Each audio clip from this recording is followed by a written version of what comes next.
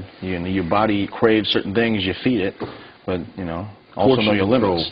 Portion control. Portion control. I get even, that's the number one question I get a lot from a lot of the kids out there. And my answer to them was always follow the 3-day on, 1-day off diet.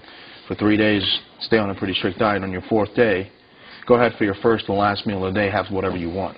Even if it's like pizza or something? Whatever you want. Yeah, I always tell people, most of the time when I talk about nutrition to them is, you know, you don't have to eat like a bodybuilder getting ready for a contest. You know, we learn a lot of, you know, balancing your meals as kids. And if we actually, you know, exercise that, you know, as we get older and you just balance your meals, they would be so much better off. You know, just like I said, portion control and have balanced meals. You know, it would be so, you know, amazing, you know, the difference that you can make in your body. Plus, the definition of cheating for one person might be different to another person. You know, Jay, he eats clean. To him, cheating is just increasing your carbs, even if it's good carbs. You know, to somebody else, might be, you know, like me, yeah, a double cake, like me. Burger King. I'm the same way. No, I'm eating ice cream. Eating a big as long as it's bad for me. Donuts. I'm the donut king, man. You guys don't know. 3 or 4 o'clock in the morning, that's me over there. The drive-through. What about weighing your food? Obviously, speaking about McDonald's, you're not weighing a Big Mac, but like say 12 weeks, 16 weeks out before a contest, do you get the scale out and actually weigh the food? You know, I think when I first started off, I was you know, as a teenager, I was real obsessive. You know, I had a little scale and I weighed out every little ounce. And I quit doing that a long time ago. You just pretty much look at it and know how much you need and just guesstimate. Because like we talked about earlier, you know, your body changes from show to show, from year to year. So you might need a little bit more than what you're measuring out. So you end up having to eat a little bit more anyway. So you can measure all you want. But if it's not enough for your body, you're going to have to feed it anyway, feed it enough. You know, the mirror is your best skill. If you look in the mirror and you don't like what you see, then you need to adjust your nutrition or whatever. I think the closer you get to showtime, counting your carbs is the most important thing. Mm-hmm. Right. That's the #1 staple in your pre-contest preparation. You want to know how many carbs you're taking in. So that's when you start counting, actually. Now you weigh your food. I weigh everything, yeah. Just by habit. Just weigh it to the ounce.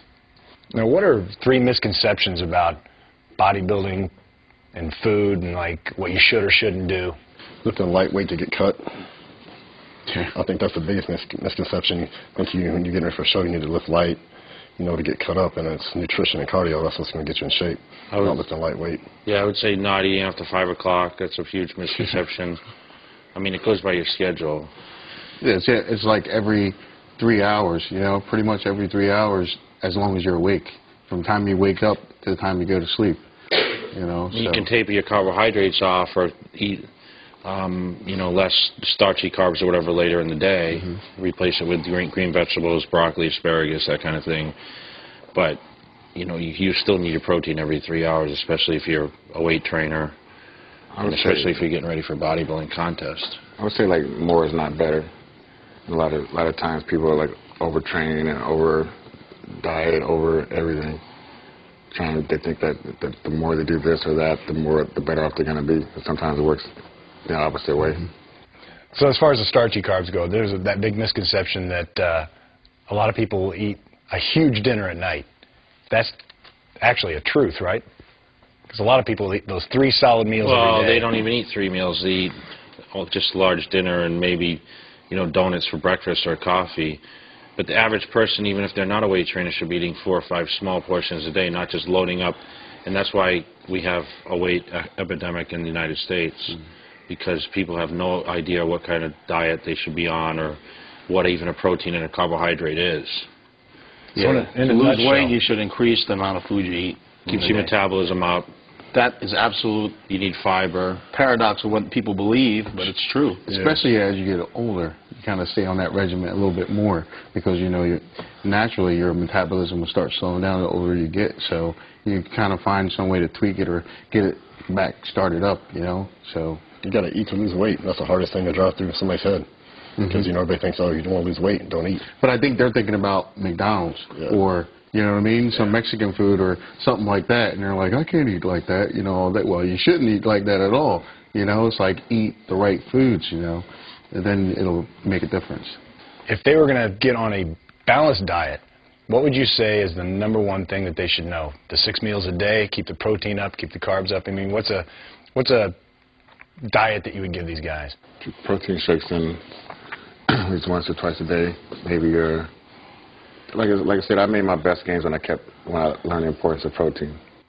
So like 3 meals and then maybe 2 protein shakes in between those 3? Well, they have to get a proper diet down, you know, and that means getting up in the morning, first of all, and eating a breakfast, which a lot of America does not do. And a lot of kids rush off to school and they grab, I mean, I was one of them in high school. I used to eat donuts every morning and when I got to school.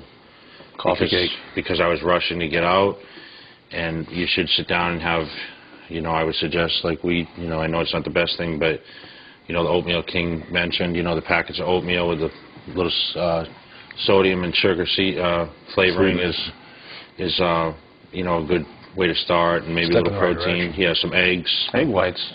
Even eggs, even whole eggs for a younger kid. Consistency for the kids. Peanut butter in there. The number one thing I would recommend to anybody starting out is stay consistent. They shouldn't even be in the gym before I mean, the diet should be first. Right. Before weights, because if you're going to go in and you're going to, you know, glue yourself down with weight training and not have a proper diet, you're wasting your time. With the amount of muscle that's around this counter, the kitchen is a very scary place to be. Glad you guys could spend some time with us. Thanks a lot. Thanks. Is anybody eating those almonds, man? I'm starving. Don't take too many. Oh, you see that shot?